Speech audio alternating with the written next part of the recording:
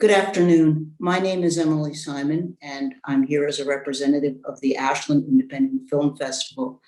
And it is my honor today to get the opportunity to ask some questions to Jeff Bemiss, who is one of the producer and directors of the film, of Kate Spradley, Dr. Kate Spradley, who is featured in the film as a forensic anthropologist, and Michelle Chinos, who is a family member of one of the victims of our laying out my politics, clearly inhumane migrant policy. So with that in mind, having seen the film, and I'm probably not allowed to do this, and this may not make the director's cut, but I love the movie. And since I know that it's in competition, I urge all of you to, if you share my feeling for the movie, go ahead and vote for it for any of the applicable awards. Like I said, I'm probably not allowed to say that. So what I'd like to start by talking about is the breadth of the movie and your absolutely incredible access that you had. And Jeff, I think it was your co-director and producer who said that you didn't start out to make a political movie, but you ended up making a political movie. And I believe that your range of access and the people that you spoke to was outstanding, all the way from the fellow who was the hunter and veterinarian, but really was sort of in charge of this militia, to the wonderful families who came forward. So I was hoping that you could just spend a few minutes and talk about the range of people that you were able to pull together and how that came to be. Thanks, Emily. We didn't really start out to make this particular story. We were actually going to make a short film, Lisa Malamat, the co-director, and I, and it ended up being a 5-year endeavor, filming. So I think part of that journey was building the trust with the participants in the film. Michael Vickers, who you mentioned, who's the head of the Texas Border Volunteers, he was, that group was somewhat friendly to the media, but they were also somewhat suspicious. And like, he would meet us out for interviews or at his place of business, but it took us about 3 years to get invited out on one of those operations that they do. Kate and Eddie, the humanitarian volunteers, they were much more approachable because they had a constant stream of journalists coming and going. I think what was different with Lisa and me was that we just kept turning up, and we would hang around sometimes for weeks. And eventually I think they saw that we were shooting a massive amount of footage, and that we were working really hard. And I think that ultimately that's kind of how the trust got built, because the more time we spent with each other, the more it felt like we were trying to tell the same story. And then Michelle could probably fill in the details, but we met her and Omar, her husband, because we had put up a little website early in our filming that was with what we thought was a temporary title, Missing in Brooks County. And at that time, Michelle was searching online using those terms, missing in Brooks County, for information about her missing brother-in-law, Omero Roman. And so we connected on the phone, and then we connected in person. And Michelle, can you tell us what that process was like for you, finding Jeff and finding the movie, and how that went? Yes, so in a moment of, not knowing where my brother-in-law is, and, the pain that my in-laws have, I typed missing in Brooks County, and their page came on, and I saw the other story, Juan's story, that was missing too.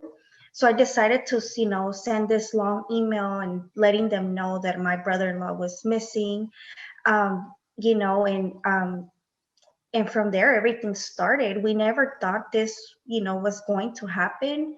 My in-laws at first, they, it's hard for them to speak, especially in front of cameras.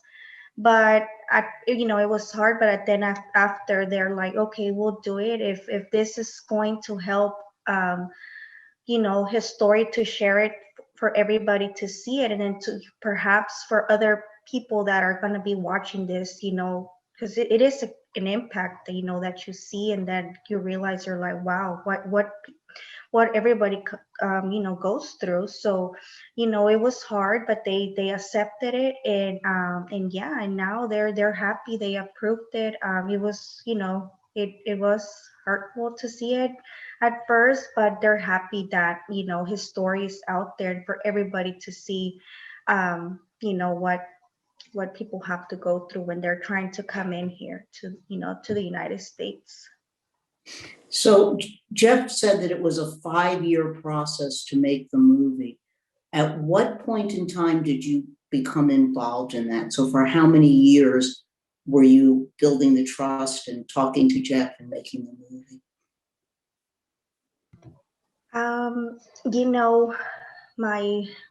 I think it was like a year already that my brother-in-law was missing when I started getting in contact with them.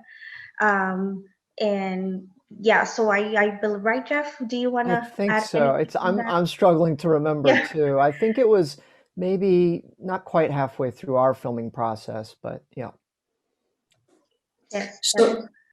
So Michelle, sometimes when somebody is there filming you or helping or taking an interest, it gives you more courage. It gives a person, not you individually, but it gives an individual more courage and more desire and more interest in following through and not just giving up. Did you feel that way because of the movie?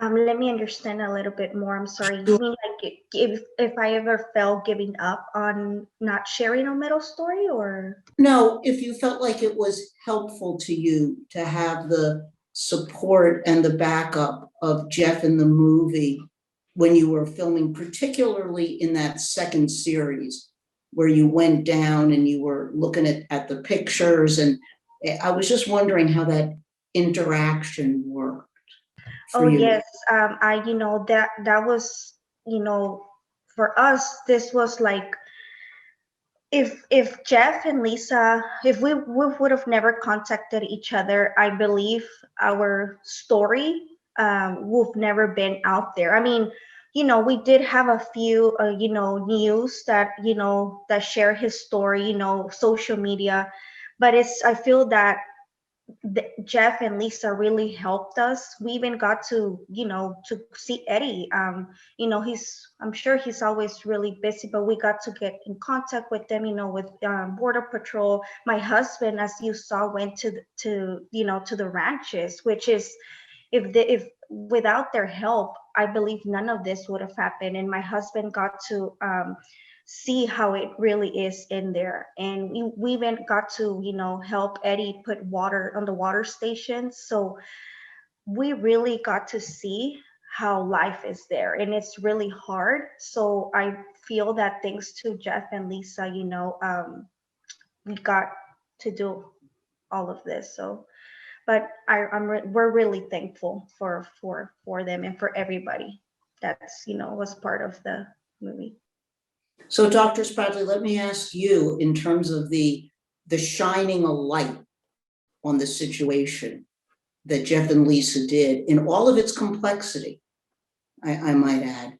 Mm-hmm. What was your reaction to that? And did you find that in terms of doing your work, that the film has made a difference, that there are reactions to it that are such that have helped in terms of the efforts to get the bodies identified? Like Jeff said, they kept showing up and they were obviously working really hard. So I think at that moment we knew that this was going to be something special. And it really was. I think this film is great, and it shows what happens in the state of Texas, because death investigation across the border is very different.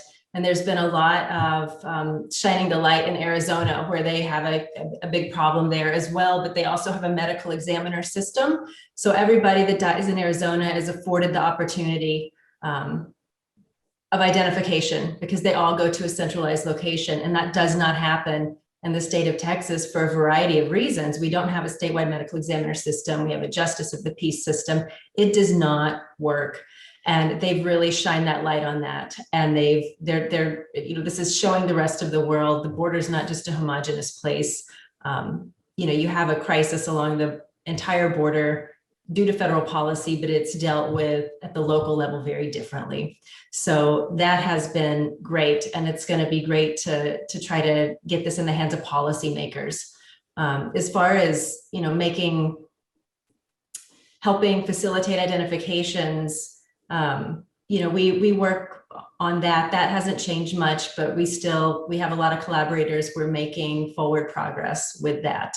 But everything that has been documented about the border has been done just from the perspective of one state. So this really opens it up and shows people what's really going on.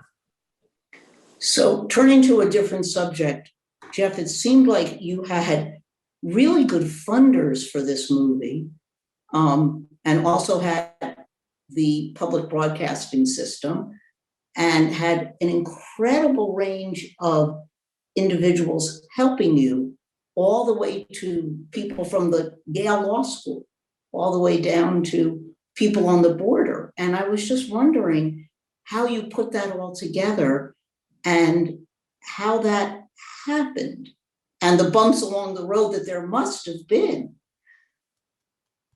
Yeah, I mean, in the end, we did raise enough to finish the film properly and to even mount a bit of a impact campaign, which is something we're in the middle of now, Lisa and I. But we actually did not have much funding to start with. We did get a few grants from the academic world that covered some of our travel expenses and hard costs that we had, but frankly, it didn't quite even cover that. And so at one point we had to put in our what they call in filmmaking producer's cash, which was our own money. But then we did actually, once we had a cut of the film, PBS came in and liked what they saw. So we were able to, basically break even at that point. But the film was funded and we're very grateful for that. And like I said, we even have some money to try to do outreach and impact. And that's not something that every documentary, unfortunately, has the opportunity to do. So we're really grateful. In terms of the range of people who assisted in the film, did you and Lisa do most of that work to find those people, or how did that happen? Well, we did have some written support from some fantastic groups like the ACLU, from State Senator Juan Hinojosa in Texas, and some others, and Wola wrote us a letter, but yeah, I mean, that was something that we just had to do. I mean, we didn't really have a staff or anything like that. It was all Lisa and I and Jacob Bricka as well, who was a third producer and our editor on the film. And when was the film first distributed, and where and in what capacity? So I guess you could say that it really has only begun to be distributed educationally about 2 weeks ago. Otherwise, it's only been on the film festivals, and we're waiting for our broadcast premiere, which will be this fall. But now there's some question about whether it might actually be in January of next year on PBS. So really, it hasn't really been distributed in much of many platforms yet.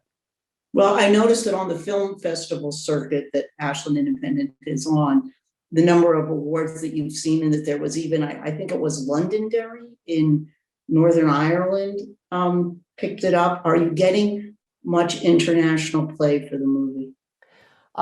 We haven't. We've gotten a little bit. We did get a film festival in the UK, a global health film festival, which was just fantastic. It was a very interesting audience because it was public health experts and the discussion was fascinating. I mean, we learned a lot ourselves, and it helped the film to get a write-up in the Lancet, which, in terms of public health reporting is like, you can't really do any better than that. So to raise the issue on that platform was, I thought, a really achievement for the film.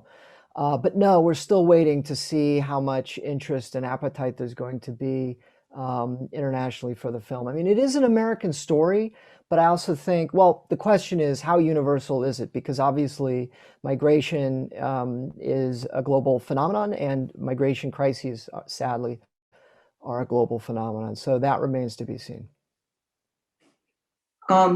And then the other question that I would have about that, and this would be to Michelle and also to Kate, would be how they feel that for them personally, maybe not the politics of the world yet, but for them personally, how the film changed their lives. Michelle, can you talk about that? Have things changed for you? Yes, so I mean, it's changed, so much. It's really hard to talk about it sometimes, but yeah, it's just a little hard to talk about it sometimes, about the situation, about everything that's going on, politics and all that. But I really hope that this movie, a documentary, really shows everybody how, what people have to go through. There's people that, unfortunately is missing, like my brother-in-law. There's people that are, dead, and there's, I just pray that, that, in the future, this world can change and we can, be in a much better place. Yeah. Thanks. Can I just add something to what Michelle said? Sure. I mean, Lisa and I feel that if lawmakers can meet the families of the missing, they would feel differently about some of the policies that they're creating. And so I think that was part of the idea of making the film, was that perhaps it could be a bit of a stand-in for that, for doing that.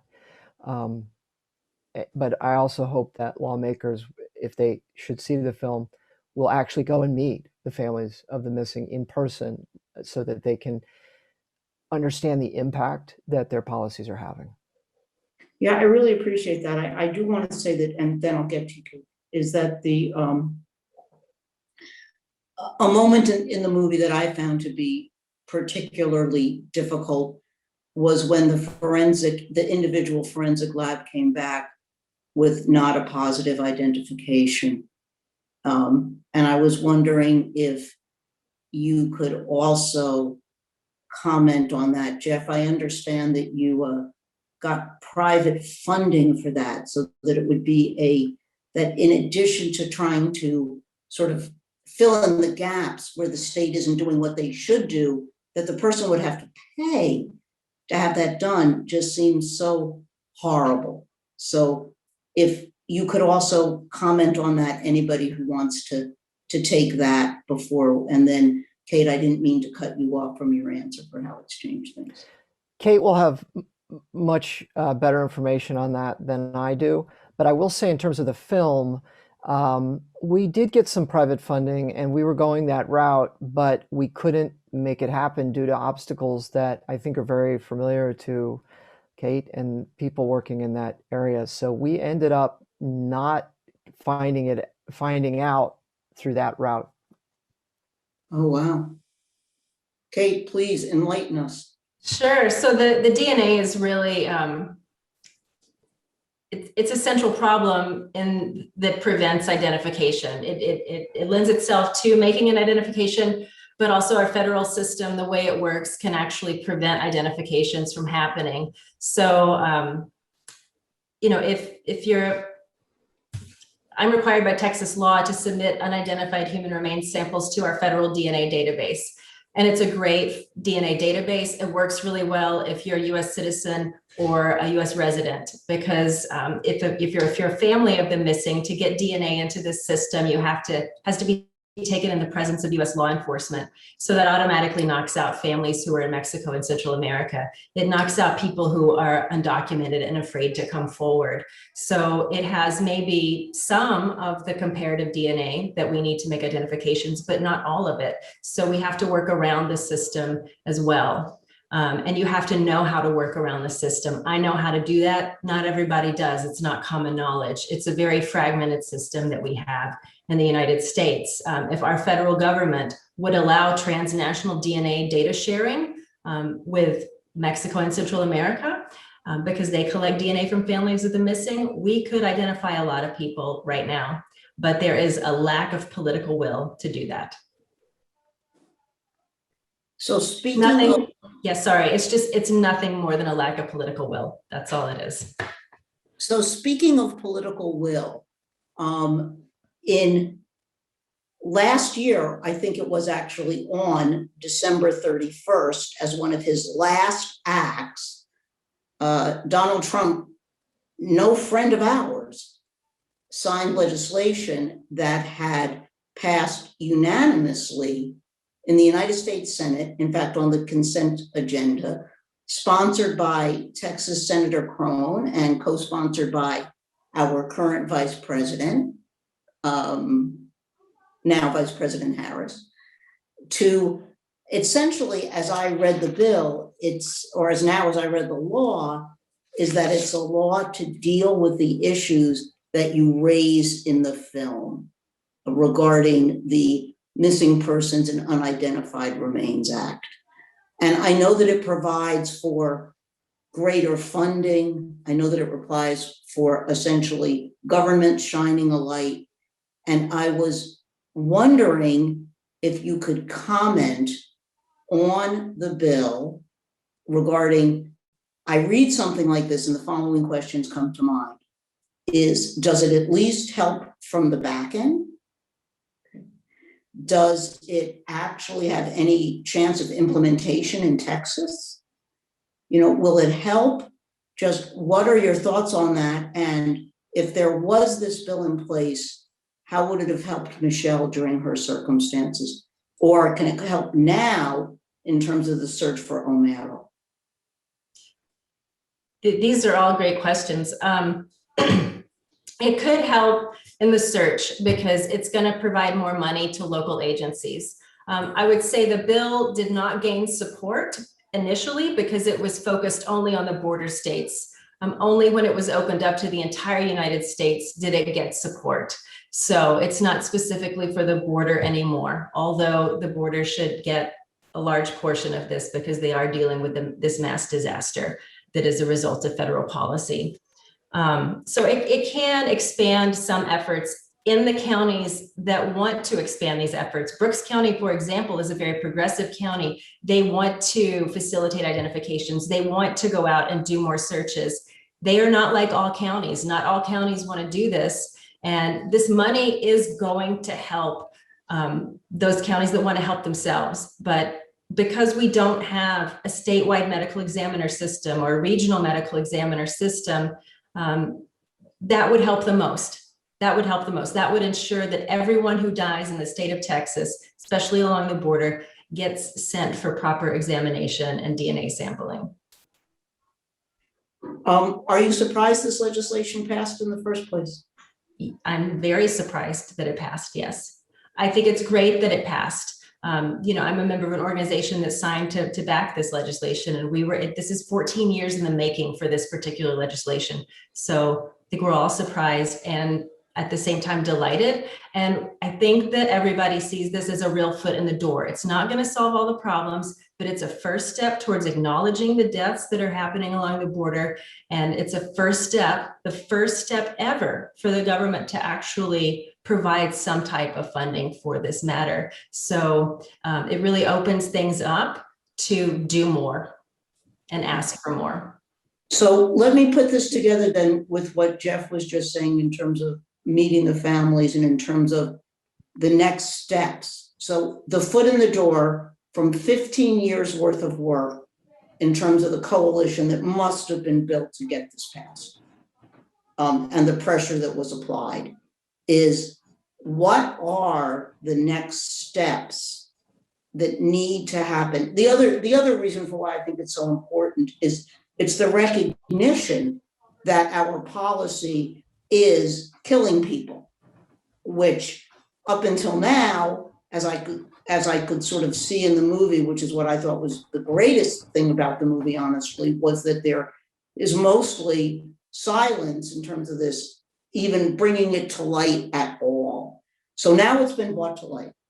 So what are, in terms of the front end next steps that you think need to be taken, and sort of where do we go from here, and how does that play in with the Biden administration in particular, and where are the pressure points? The reason I'm asking it with so many parts of the question, because respectfully, I don't think that people in Oregon will make a bit of difference to whether or not Texas, of all states, establishes a medical examiner office similar to what we have here.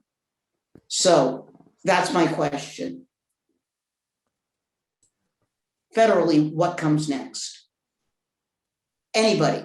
Jeff, Kate, Michelle? I think for starters, one thing that Jeff said, talking about the families, getting families to speak in front of federal policymakers is of the utmost importance. Every meeting that I've been to regarding stakeholders along the issues with the deaths on the borders, these meetings have every stakeholder there except the family. The families are never there. And I firmly believe if you put Michelle, you put any family member up there, that's going to make the most change happen.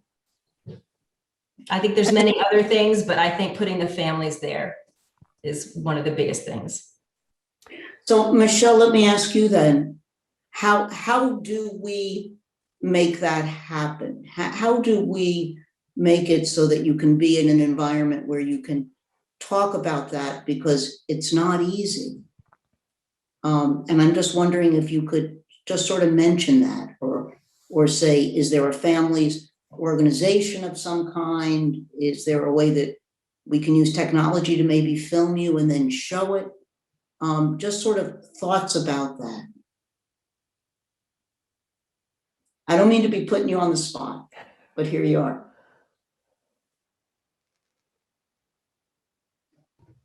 Yes, so I mean, I will be more than happy. I would probably ask them, can we, have more resources for those identified bodies that are not being, that don't have a name, that they have a number. I will tell them, like, can you help us to find, the families that are looking for them? What about if my brother-in-law is one of them? I want resources to help us families suffering. Every day, we think about it. Every holiday, Mother's Day, Father's Day, Christmas, New Year's is so hard. And I will tell them, put yourself in our shoes. Imagine if that was your son. What, would you be able to sleep every day, thinking if your son is dead or alive or lost the memory? Like, I would ask them all those questions, and perhaps that could help them be like, okay, let's do something, like. But yes, I believe that them seeing this film and perhaps hearing my mother-in-law especially, them, I think it would probably, and I hope that one day it could make a difference and perhaps something can be done about it. Thank you. Jeff, do you want to comment on this? I mean, I couldn't say it any better than that. If you think about all the resources that we activate and dispatch in this country when somebody goes missing who has a U.S. birth certificate, it's pretty shameful that nothing is ever done when the opposite is true. And there's too many people. Kate called it a mass disaster, and it's shameful that nothing really is being done. The thing I would add to your question about federally, what are some next steps? I always like to point out after people see the film that, just to be clear, the checkpoints, the immigration checkpoints that are featured there, they are actually not near the border. These are interior checkpoints. And I'm not sure that most Americans, including myself before making this film, know that we have interior checkpoints, even though there are over 100 of them across the United States, and 2/3 of the US population live inside a checkpoint zone, including my entire home state of Connecticut. So they are a product of a relatively obscure 1970s Supreme Court decision that has had all kinds of unintended consequences, including causing a substantial number of deaths, like you see in the film. And yet that ruling has never been re-examined. So let me ask this then. I guess I have a concern that because of the law that passed right at the end, I mean, on December 31st, that there's going to be a reaction from policymakers of, you know, we've done this now. We've addressed the problem, checked it off. So that's why I'm asking, where is the pressure that well-meaning citizens like myself can give to the Biden administration to say, no, you haven't fixed this, and or sort of like, where do we go next in terms of the advocacy? And is the advocacy really, should the advocacy be more towards the front end in terms of what we're still doing at the border and the policies that appear to be being implemented by Biden, but maybe they're not being implemented? I mean, I guess I'm just looking for guidance. Do either of you have any thoughts on that? I mean, in terms of advocacy, there's always advocacy groups that are working on these issues, because I think for all of these groups, there's never going to be enough done about this issue. But a lot of it at the most basic level is still writing your representatives, talking to your representatives. And that does make a difference, and making donations, reaching out to some of these coalitions and NGOs that are working, making donations to them, helping them better be able to keep these pressure points going. Thank you. Jeff, is there anything else you want to add about that? No, I do think that's the route that probably in the end will have the most effect. I mean, it's, you know, Lisa and I, in this impact campaign that we're trying to mount around the film, we have decided to take a sort of, I guess you'd say, a top-down approach from, you know, sort of the decision makers, the lawmakers who have the power to make these changes. You know, the other thing that's very difficult now, though, is that we also have this kind of border security industrial complex to contend with, and it's really it's a factor. I mean, it's an economic factor that just complicates things even further. That's like the prison system. Very much so. It's the same thing. It's exactly the same. What'd you say? I'm just agreeing with you. It's exactly the same thing. It's a prison. Yeah. If you go to the website for Missing in Brooks County, you will see there are three boxes, and one of those boxes that you can push is in support of the what Jeff is calling the impact campaign that relates to the movie. So in terms of it being an interactive movie, there's your opportunity to do something in terms of just saying this is a horrible situation. So I encourage people to do that. Let me just add one quick thought for people, as you say, Emily, who want to do something after, you know, watching the film, if they're moved by the stories of the film. You can also support Eddie Canales' efforts at the South Texas Human Rights Center. You know, he's often working by himself, and he can always use support one way or another. And so you can go to the South Texas Human Rights Center.org, and you can support his efforts there. Okay, I think it's an excellent suggestion. So Michelle, is there anything that you would like to end us with today? In terms of, we'd love to hear from you. Yes, so, you know, what I would love to say is, you know, I invite everybody to watch this documentary because, you know, everybody's stories and everybody, you know, Juan, at least, you know, the parents, they have closure. We don't have closure yet, but we pray that, you know, do come to a closer soon. But I also invite everybody to perhaps can go to the water stations and help out. Like, Eddie, he has water stations over there, and to look at how bad it is over there. You step on something and that's it. You don't know if you're stepping on an insect that you could be passed out in 5 minutes. Who knows? Everything's dangerous out there. So I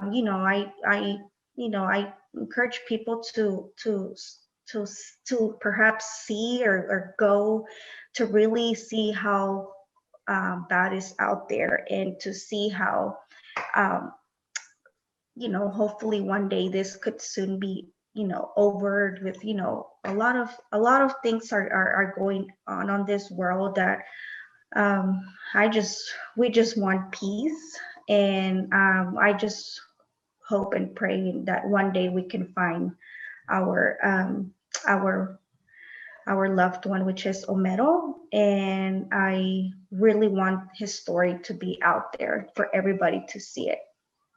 Perhaps he's out there, and we can somebody can let us know, or but yeah. Thank you very much, Michelle.